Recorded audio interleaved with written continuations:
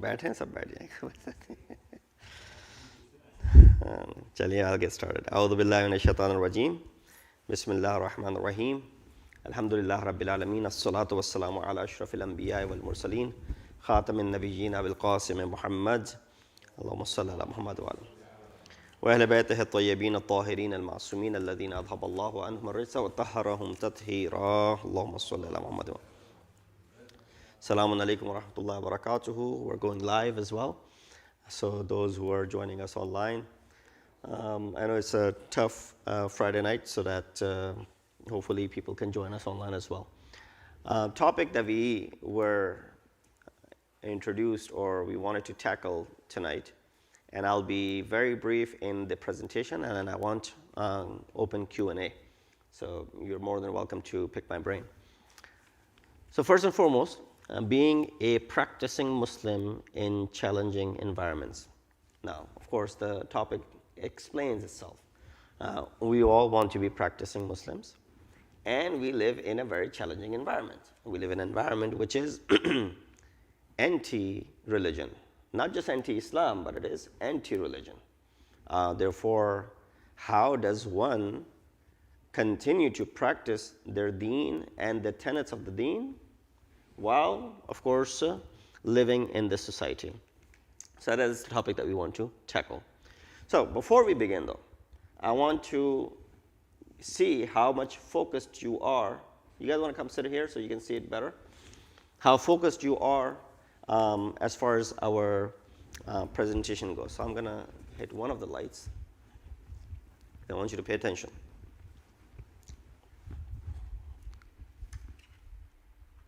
So we'll keep this a little bit so that, okay. All right, pay attention. The monkey business illusion. Count how many times the players wearing white pass the ball.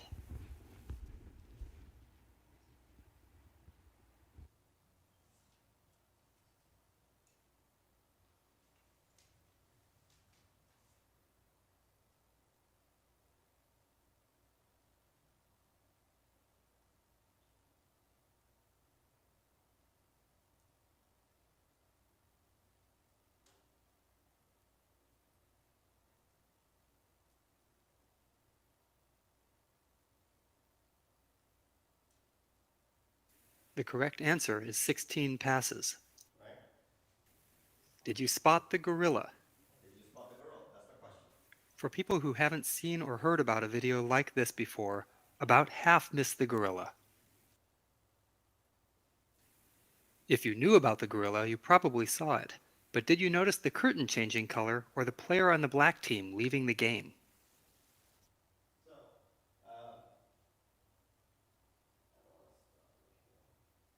So how many of you noticed the gorilla?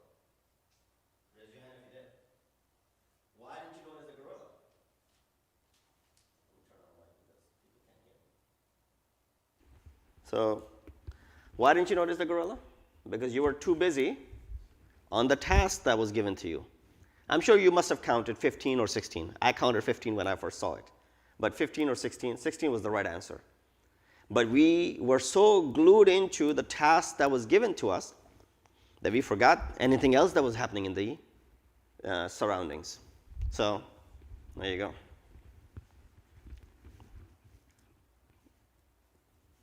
Let me play this again. If you knew about the gorilla, you probably saw it. But did you notice the curtain changing color or the player on the black team leaving the game? You didn't see that either. Let's rewind and watch it again.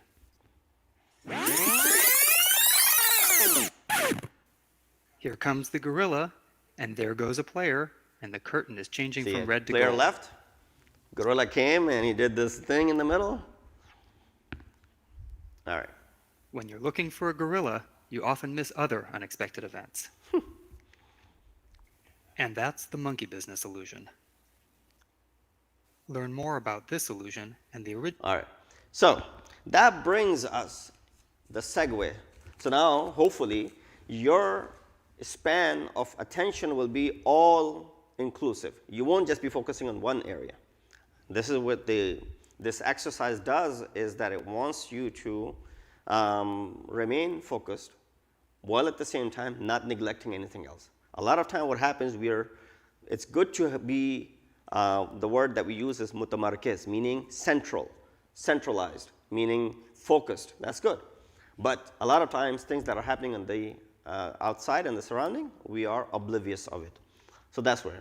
Now comes to a question. What is life? Have you ever given thought to this question before? Let's make it more interactive. Any answers? Over here. We'll start with the guys. Anyone? Experiment. There aren't any wrong answers, by the way. You all are going through this life. Chance? What? Test? Okay, girls? Mistakes? Challenge. So I guess you haven't really given much thought to this very basic question. What is life? So, life as the period from birth to death. That's what life is. Person is born, spends the life here, and then they die. That's what we call life. Life, having a family, wealth, degrees, job, all that stuff, etc. That is one perception. So there isn't really one perception. There are multiple perceptions. Now, you'll ask someone who's smarter, right? Aristotle said, Arastu, happiness and having a purpose is life. So that means if a person lives but is not happy and he does not have a purpose, that's not really a life. Have you seen the ayat in Quran where in Surah Yasin, Allah subhanahu wa ta'ala tells the Prophet that if you وَسَوَاءٌ عَلَيْهِمْ أَأَنذَرْتَهُمْ أَمْ لَمْ تُنذِرْهُمْ لَا يُؤْمِنُونَ. It is equal. Whether you tell them, whether you warn them or you don't, they're not going to believe in you. So those people are what? Walking dead. Reflection is walking dead. That's why it says a knowledgeable person is alive even after his death. But an ignorant person is dead even when he's alive. So Aristotle said happiness, you got to be happy. You got to enjoy what you're doing. And then having a purpose is life. Now, this is the real. Life is what happens to us when we are making other plans. When you are trying to get into the school, when you were trying to apply for that job, when you were trying to get someone married, when you were trying to get yourself married, when you were trying to buy this, when you were trying to sell that, when all of that was happening, when you were busy in doing these, making plans, life was happening. That's what life is. And we back it up with this qawl of Amirul Mu'mineen. He says, عَرَفْتُ اللَّهَ سُبْحَانَهُ بِفَسْخِ الْعَزَائِمِ وَنَقْزِ الْهِمَمِ. What happened to me? I recognized Allah subhanahu wa ta'ala when I made plans, but my plans were broken. When I had, decisions and determinations, but they were revoked. I planned this, something else happened. So when we don't control that, that's what Amirul Mu'mineen explains the life as. So it means that one of the clear signs of Allah is that the decisions of people are not always fulfilled or implemented as they decided. Allah's decision is the final. So with that said, now we know what life is. Yes, all of you gave right answers. None of those were wrong answers. You could have said life means, live in prosperity. Life means following Quran. Life means following Ahlul Bayt. Life means this, life means that. All of those are right. As I said, there are no wrong answers. But this is how we need to perceive life, because everyone has a different view of life. All right. Life of a practicing Muslim. So now the video brought your attention. Now we know a definition of life, because these are the baby steps that we need to take in order to get to where we want to get to. And that is how to be a practicing Muslim, how to live our lives as a practicing Muslim. So these are something you can read through it. List of a practicing Muslim. Life of a practicing Muslim.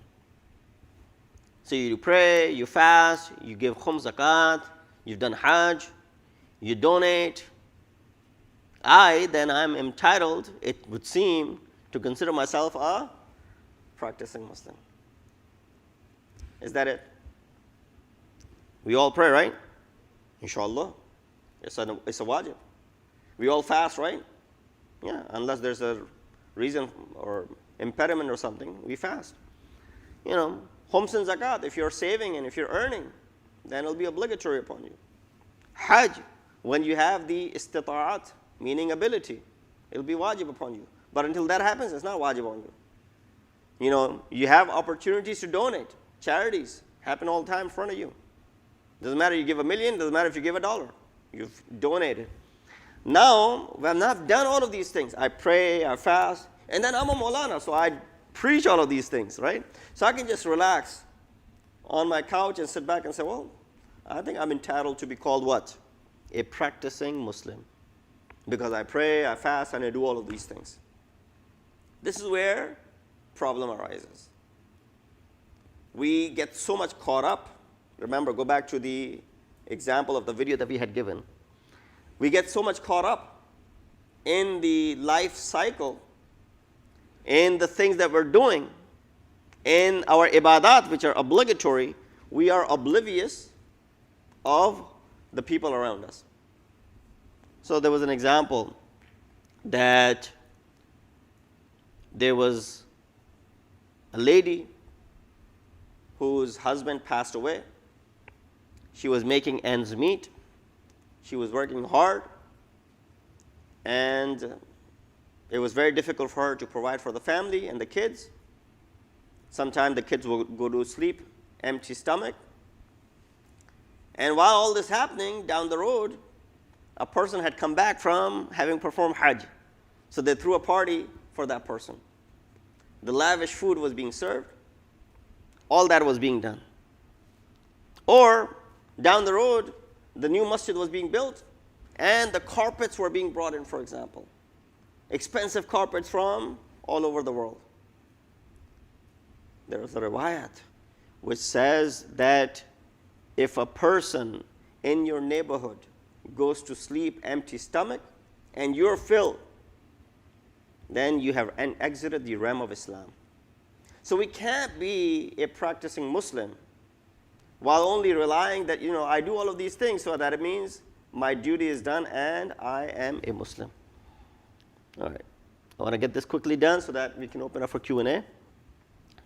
Sadly, it seems the emphasis is more on the observance of rituals. Now, I'm calling these wajibat to be rituals in order to be called a practicing Muslim or a Muslimah. But is it enough that we're simply physically practicing these rituals? You already answered it. You said. What was your answer? Yes or no? Is it yeah enough? No. What about the importance of our aims and objectives? We need to have aim. We need to have an objective. What criteria should we use to assess our objectives? And how are we to ensure that our objectives are being met, or that we are, at the very least, moving in the right direction? So there are a lot of factors. We should not be oblivious of things that are happening in our surrounding. All right. So, practical ways to strengthen your faith. These are things that you can do to strengthen your faith. Number one, you can strengthen your faith, practice Islam as much as you can. That is number one, which was mentioned in the past. All of these things. All of these things are number one. So we're not saying don't do these things. But what we're saying, that along with, that's just number one. That's it. There are many other things that are along with it that you can strengthen your faith. So I don't need to explain practice your Islam as much as you can. That is understood. That is self-explanatory. And you guys can interject. You can just stop me and ask me. So it's not a one-way street. Understand Islam's organic nature. What does that mean? I'm going to turn on the fan because it'll heat up. What does that mean? Understand Islam's organic nature. What is organic? Something which is pure, right? Not mixed with anything else. So you go to the grocery store and you buy organic fruits, organic vegetables, organic milk, organic this, organic that. Why is it organic? Because it's not mixed with something else. There are no preservatives, for example, in it. It's pure. It says, understand Islam's organic nature. The way it was revealed, not how a certain group of people practice it. I'll give you an easy example. Things that are similar, regardless of where you come from in Islam, is how we pray. So you have a person who's from India, you have a person who's from Pakistan, you have a person who's from Iraq, you have a person who's from Iran, there's a person who's from Afghanistan, there's a person who's from East Africa, right? All of them are Shia Muslims. One thing that you'll find organic about their practice is what? They all pray in the same way. They all pray in the same direction. But when it comes to other rituals, what do you find? You find that there are differences. I'll give you an example. When it comes to azadari, when it comes to our majalis, when it comes to the aza and matam, you find varieties. People from Iraq do it one way. People from Pakistan and many places in Pakistan do it in different ways. People from India, many places, Lucknow, Hyderabad, you look at it. East Africa, they do one way. You find differences. What does that tell you that when there is difference? Does that mean only one is wrong and everyone else is, one is right, everyone else is wrong? No, they all could be right. And they all could be wrong as well. Because that's not the organic nature of Islam. So things which are organic in nature, you got to focus on those. I can't elaborate more on it, but if you have any questions, you can find. Maintain your identity. That itself is an important subject. Inshallah, next gathering that we have, hopefully next month, Friday night program, we'll discuss only maintaining the identity. It's important.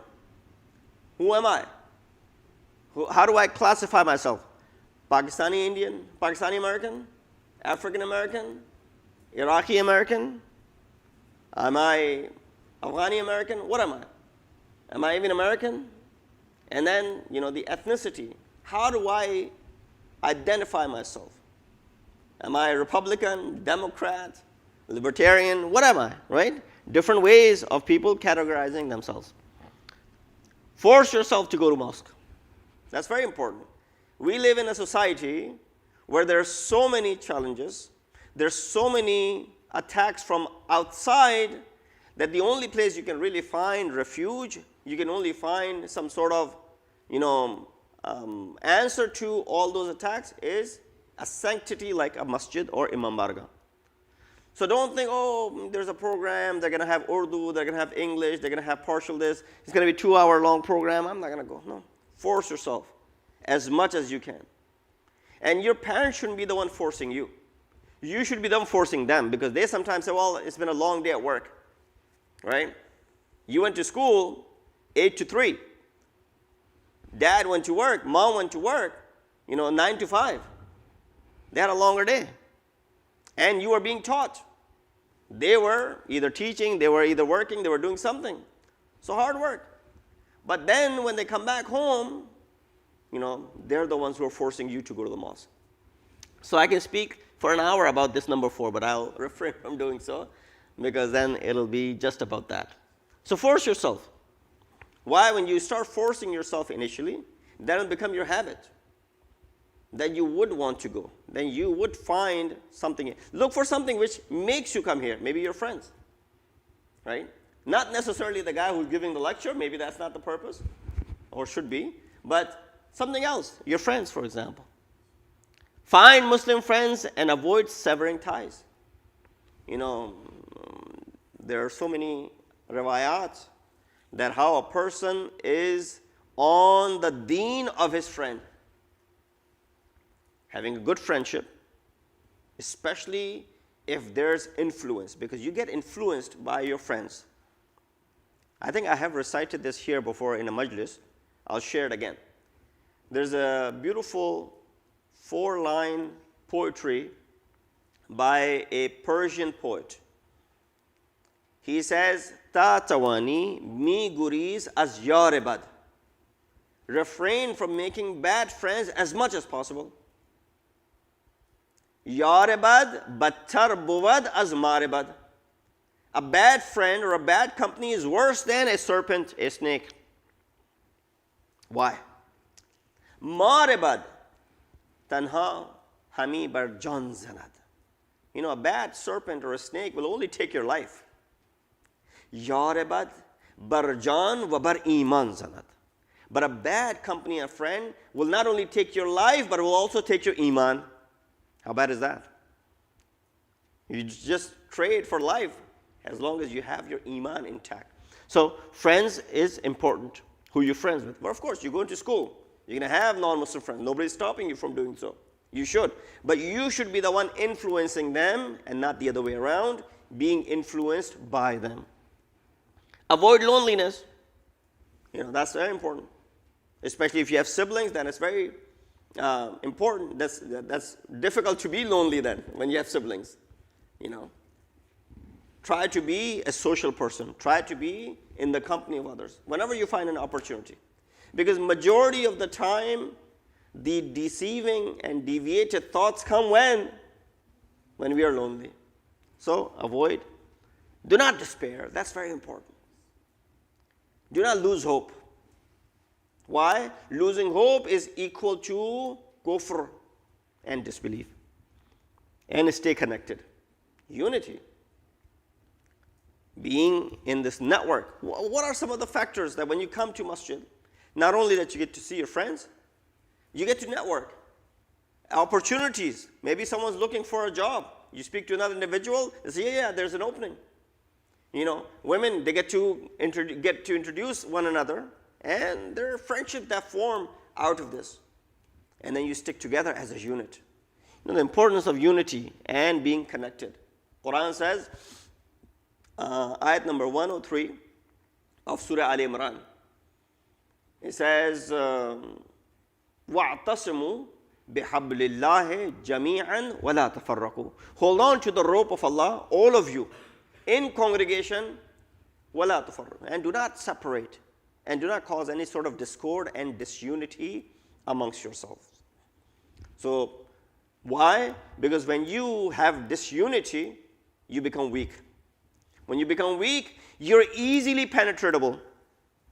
If I'm weak, then someone can easily penetrate and someone can easily deceive me. But if I'm with someone, there's a group of me, friends of mine, think alike, then it's very difficult to go ahead and deceive an individual. There's an example of that. Let's look at this example. So, this sister, older sister comes up, switch channels. In the second picture, the younger boy pays no attention. I said switch channels. I want to watch my program. Do you guys do, by the way? Older siblings try to control. The boy turns around. Are you kidding? What makes you think that you can just walk right in here and take over?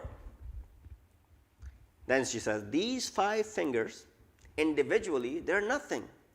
But when I curl them together like this, into a single unit, they form a weapon that is terrible to behold. The boy turns around and says, okay, what channel do you want to watch? And there's a sigh. Then the boy goes on that side and says, why can't you guys be organized like them? The example over here is telling you the unity. The girl said and showed to the boy that when these fingers are together, they form a force. That will not be good for you. So the boy gives up. Poor boy. But of course, the program, the example, the cute example that we're trying to derive from this cartoon over here is how important unity is in life. Now don't try and punch anyone. All right. To summarize, basically the priorities we need to set as Muslims should be as follows. Let me know if you agree with these. Allah, right? Allah should be our first and topmost priority. If there's anything or anyone or, purpose everything should return to Allah. Why? He's our creator. He gives us. He provides for us. Parents are the means. Allah is the one who's giving you. Right? Everything is returning to Him. So we owe to Him. So following His commands and worshiping Him. Prophet and Ahlul Bayt. Implementing traditions and habits as much as possible. So Allah gave us rules and then gave us examples. Parents, they are on the list, but they're third on the list. You already have Allah, Prophet, and Masumin. Obeying and being kind to them. Is it okay to, is there ever a, no, it's a question. Can you ever disobey Allah? Can you ever disobey Prophet and Imams? Can you ever disobey parents? I see multiple answers, yes and no. The girls aren't saying anything. Yes or no? Can you ever disobey parents? Yes or no? So the one who said yes, why? Well, there are some places where you can disobey them. So let's just say my dad told me jump off a cliff. Right. I need to obey him. But you think your dad will tell you something like this? Huh? You think your dad will ever tell you something like this? To jump off the cliff? But you're right. According to the ayat of Quran, it says, فَلَا تُطِعْهِمَا. Do not obey both of them when they make you do something haram. Right? There's a possibility. There were many converts. Their parents were still non-Muslim. So many people converted in Makkah. They migrated with the Prophet, but their parents were still non-Muslims. They were still told to respect them, but not necessarily obey them. So here's the answer. Obey them with everything that they ask you to do so, as long as that thing is not against the teachings of Ahlul Bayt and Allah. So the moment you see that they're ordering you to do something which is forbidden in Islam, it's a no-no. Spouses and children should be priorities. Extended family, honoring them and being kind to them. Fellow Muslims and friends, loving them, encouraging them to do what is right. Society, we have many tasks upon us. We're not just someone who is sent in this world to just do things by themselves. Our religion is not an individualistic religion, if that's even a word. I just used it. Our religion is not an individualistic religion. Our religion is a religion of congregation. Simplest of the ayat. Everybody over here knows Surah Asr. Allah begins by saying everyone is at loss. Right? Innal insana lafi khusr. Illa, except who? Illa alladhina amanu. What does that mean? Amanu meaning what? They brought iman. They believe. Wa amilus salihat. What does that mean? They act righteously. Wa tawasaw bil haqq. What does that mean? They enjoin one another in truth. Wa tawasaw bis sabr. And they enjoin one another in patience. So Islam is not a religion of individualism. I'm creating words as we go. Islam is a religion of congregation. So what does it matter if someone else does this or not? As long as I'm taking care of it. In the life of Prophet Shu'aib, there's a story that is mentioned. I'll be finishing, inshallah, in the next couple of minutes. And there's one more slide. Prophet Shu'aib, he had a large population that was his subjects. Majority were followers. So it was like a 60-40 ratio. 60% of the people were following the commands of Prophet Shu'aib. 40% were disobedient servants. They weren't following his commands. Allah subhanahu wa ta'ala said to the Prophet, leave your town I'm about to send adab onto them. Now, hypothetically speaking, I'm just giving an example. We are sitting over here, we got more boys, men than women. Let's say men are all on the right path, hypothetically. Women are all in this hall right here. Men are doing the good things, women are not. And, I'm preaching over here. And someone says, well, Maulana, leave, because we're going to go ahead and punish the whole crowd. What is the first question that comes to your mind? Why punish the good doers, right? Only punish the bad ones. Yeah, if it was reversed, that majority was doing wrong and minority was, on good path, then you might not answer the question. But here, majority is doing good. Minority is doing bad. Allah subhanahu wa ta'ala was asked this question even by a prophet. Hazrat Syed said, oh Allah, majority of my people are doers of good. Only minority is not doing it. And the response was, why didn't this majority do Amr bil Maruf and Nahi al Munkar to the minority? Why didn't they pass down their good deeds and stop them from doing bad? Since they didn't do that, everybody deserves the punishment. That's the rule. So, society, we need to be cognizant of the society that we live in. We have a role to play in the society. We can't just let the society go to where. So this does not mean we cannot focus on more than one thing. Yes, you can focus on all. Only that we should never exert too much effort on things lower down the list, society, fellow Muslims, extended family, to those things which are higher up on the list. So this is why it is given in this order of priority. Allah is the top priority. Prophet and Imams are the top priority. Then your immediate family, parents are the top priority. And then comes remaining. All right. Build a margin into your life. This is the end. Avoid affluenza. You're right, not influenza. Affluenza. It's a word. Look it up. What is affluenza? Does anyone know? Anyone want to guess? It may have something to do with influenza, right? No, it has nothing to do with that. A painful, contagious, socially transmitted condition of overload, debt, anxiety, and waste resulting from dogged pursuit of more. I want more, I want more, I want more. That's affluenza. I guess it comes from affluent. We want more. We're hungry. It's not enough. This much is not enough. I got to continue going after that. When you want more, you will never be satiated.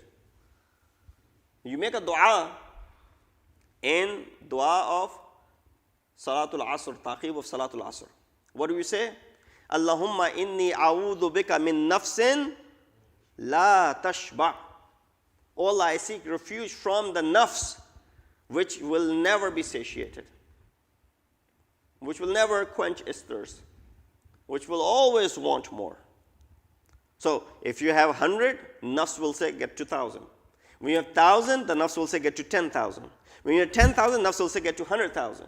When you have 100,000, nafs will say get to million, 10 million, 100 million, billion, it'll never stop. Good thing is, and I went to a course that I attended, they said, the instructor, it was on chaplaincy, the instructor said that he visited some of the third world countries. He went to Southeast Asia, he went to Brunei, he went to other countries. He said people didn't have much, but I saw them, they were happy. Here in the West, we have a lot, but we don't see people are happy. So that's the difference. All right, that concludes our slides. If there are any questions, we're open for Q&A.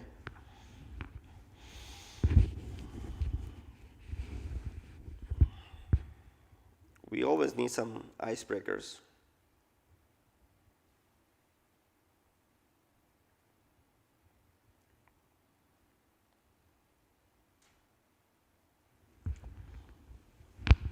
Any questions? All good? Yeah? So, when it comes to fasting in the month of Ramadan, let's start with the easy ones. Because you're not asking, so I'll ask you. That you have soccer practice or soccer game during the month of Ramadan. What is it that I can do to fast or to not fast? Because soccer, of course, I'm going to be running around. What is a good solution to fast as well and to obey Allah, not fast, to obey Allah and also not miss out on your game? What can I do? Should I just say, well, no, you have to fast? Or should I just say, well, no, I'm not going to fast today? First of all, can I just say, well, I'm not fasting today, I'm just going to go to my game? Is that allowed? What if someone did that? They say, I'm not fasting today because it's going to be tough. I'm going to be out all day in the heat of the weather, running around. I'm going to get thirsty. There's no way two things are happening together. So you'll have to give kafara. And kafara is fast for 60 days or feed 60 destitute. It becomes much more difficult. We'll end at 8:30, so you guys can go to the majlis, and some of you might want to go there, right? Okay. So now you're saying this right now in front of me, but a lot of time I get the call. They say, no, Maulana, our child cannot fast because it's the soccer game, and they can't miss the game either because of this and that. What is it that you can do so that you have not disobeyed Allah, and you have also... So now clearly the priority is what? The priority is to fast. But you're on the soccer team. You're the captain of the team. It's your championship game, for example. The last game of the season, championship. It's all depending on you. I don't know, whatever sports you guys play. I just gave example for soccer. I want to make it more and more interpersonal. What is it can you do to not disobey Allah and also get to the game? Any solutions? Play the game while you're fasting. That would be awesome. So now if you get thirsty, should you go ahead and break your fast? Well, if you extremely get thirsty and it's unbearable upon you, you can break your fast. And there's no kafara. Because if you get extremely thirsty, but you put yourself in that position, you knew that you will get thirsty. So kind of like there's guilt on your behalf. Whether Allah demands it or not, but there will be guilt on you. So there's one solution that our fuqaha have mentioned. And there's no cheating in this. What you can do on the morning, you begin the day by fasting. 5 o'clock, well, if the time of salat is 5 o'clock, meaning the time of imsak is 5 o'clock, you made the niyyah to fast that day. Then you travel to the distance where your namaz becomes qasr, salat becomes qasr. So wherever your salat is qasr, your fast is also gone. But if you come back, your fast is intact, just like your salat becomes full. So you go to that distance and you eat something, because now when you're traveling, your fast is gone. You go ahead and eat something. You come back, go ahead and get your game done, and after the game, you only have to make up 1 day's fast as a qada, and there's no kafara onto you. Best of both worlds, right? So that's more viable solution. Yes? Isn't that only when you were outside a certain distance? When you have last year I had a game and I had a few games in my season where during Ramadan, and only one of them I could open the fast at Dhuhr time. And then isn't that only after you have to be a certain distance out of your home? So yeah. So if you are, that's why we're telling you, because you know ahead of time, tomorrow there's a game. And that's why when you go, if you travel after Dhuhr, you're stuck with it. This is before Dhuhr. That's why I said, as soon as the time for Salat or the fast has started, you made the niyat, 5 in the morning, you ate your food and suhoor, and you prayed your Fajr. Right after that, go to a distance, or of course, up until the Dhuhr time, you can do that. As soon as you exit the area where your namaz is qasr, you can go ahead and eat something, come back in, go to your game if you want to, play. You can eat that day without any guilt. And this is excused because the ayat of Quran says, وَإِن كُنْتُمْ عَلَى سَفَرٍ إِن كُنْتُمْ مَرْضَى أَوْ عَلَى سَفَرٍ. If you were traveling or if you were marid, there's nothing upon you and your fast is intact. All right, so that's a good solution. But if you were to travel after Dhuhr, your fast, you cannot break it. You have to keep it. Yes. All right, any other questions, guys? No? All right. Yes, go ahead. There we go. How do you combat against the symptoms of a society which is infected with affluenza? Very good. Deep question. How do you challenge the impact of the society that is infected with affluenza, right? Is that the question? You need to pray. You gotta make dua. But dua is not all enough. You also, what you have to do is do dawa. Dua, you pray, and you do something about it, right? Give an example that if you lose something, when you want to find it, you say, recite this dua. Inna lillahi wa inna ilayhi raji'un. It'll help you finding the item that you have lost. But I lost the item in the room next door. If I sit here and keep reciting Inna lillah, will I find it? No. So I got to go look for it and do this dua on top of it. So here, the society is infected with affluenza. That's where they want people to go. So then you need to then focus on what the religious teachings are, to what extent things are halal and allowed for you, that which is crossing the boundaries and leading you to a place which is not permissible. And sometimes things may be permissible. It's just that religious teachings then make this concept of contentment, that society which is driven on consumership, always asking you to become part of this system, they're going to be making you like robots, and they're going to be, controlling you like robots. So you got to be able to stand up to it, challenge it. It's difficult. You're going to be swimming against the current because everybody's going in this way, and you're going to be coming against the current. It's going to be difficult, but with the dua, you'll be able to perform it, inshallah. It's not easy. And even the answering is not easy, this question. So that's why I tried my best. Anything else? Yeah. Don't be terrified. Well, even if you're on the right path, don't be terrified. Even if you see that there are hurdles on the way. And there will be hurdles on the way. It's not easy. Al-jannatu hufratun bil makarih, something like that. Jannat is surrounded, the paradise is surrounded by makarih, evil, bad, thorns. So you can't just walk into Jannat. It's not a clean path to Jannat and the paradise.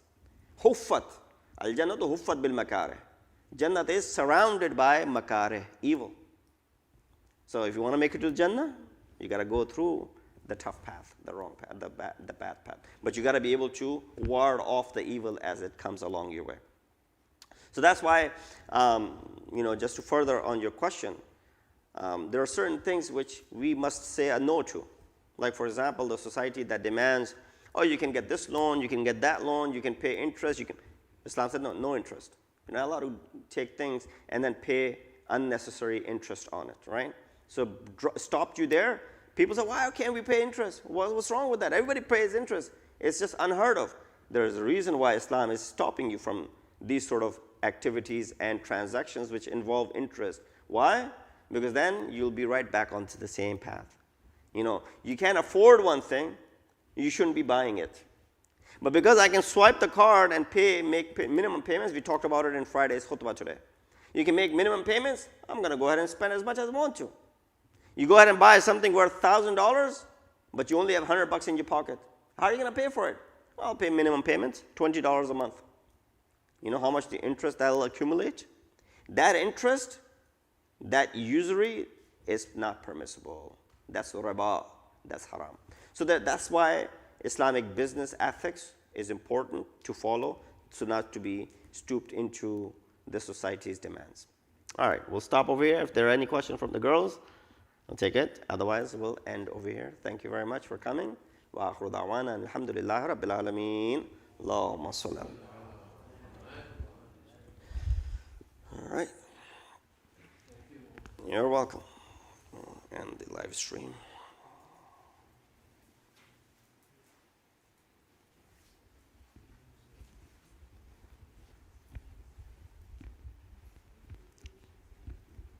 Excuse me.